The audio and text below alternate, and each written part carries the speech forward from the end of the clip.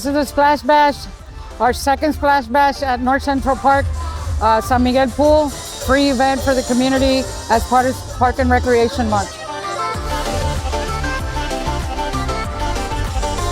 We do several events because of Parks and Recreation Month, which is the month of July. And we do a couple of events at the pools because everybody loves the pools.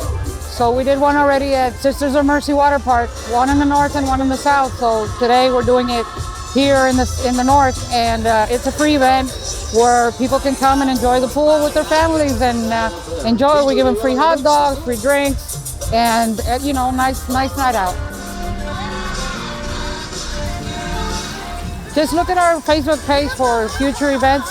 We have a lot of events during the year, and just look at our Facebook page and our Parks and Recreation webpage.